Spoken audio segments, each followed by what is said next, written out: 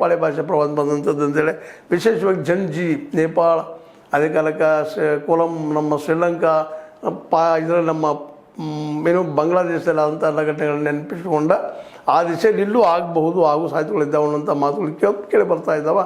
ಅದರ ನಾಯಕತ್ವವನ್ನು ದೀಪಿಕೆ ಜೊತೆಗೆ ಬಂದು ಈ ಒಂದು ಹಂಗರ್ ಸ್ಟ್ರೈಕ್ ಸ್ಟಾರ್ಟ್ ಮಾಡಿದ್ದಾರೆ.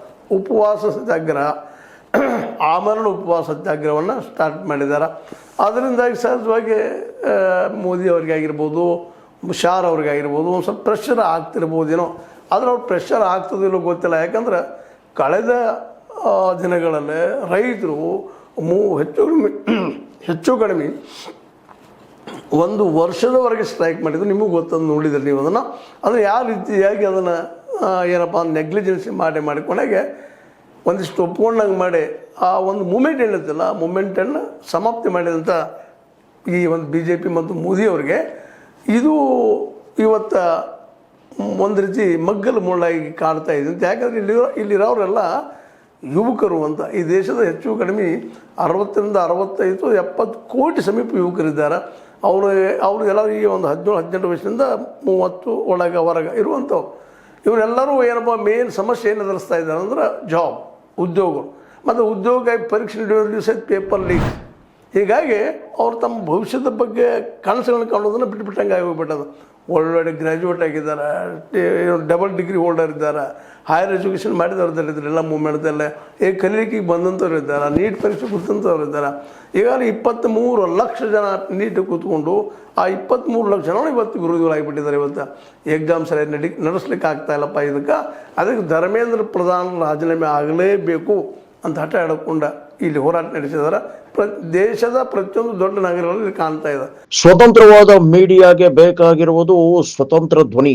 ಆ ಸ್ವತಂತ್ರ ಧ್ವನಿ ಉಳಿಸಲು ನೀವು ಮಾಡಬೇಕಾದದ್ದು ಇಷ್ಟೇ. ಅದೇನಪ್ಪಾ ಅಂತಂತಂದ್ರೆ ನಿಮ್ಮ ಕೈಲಾದಷ್ಟು ಸಹಾಯ ಈ ಚಾನಲ್ಗೆ ಮಾಡಿ ಹಾಗೂ ನಿಮ್ಮ ಧ್ವನಿಯನ್ನು ಕಾಪಾಡಿಕೊಳ್ಳಿ.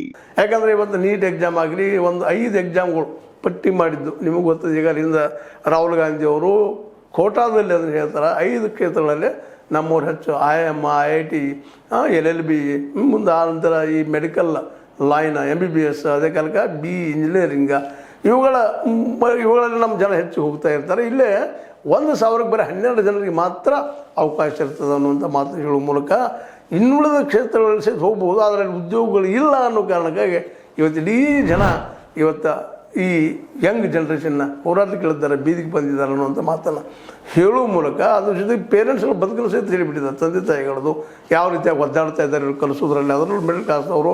ಯಾಕಂದರೆ ಇವತ್ತಿನೆಲ್ಲ ಕಾಸ್ಟ್ಲಿ. 1 ವರ್ಷದ ಫೀ 5 ಲಕ್ಷ ಮಿನಿಮಮ್.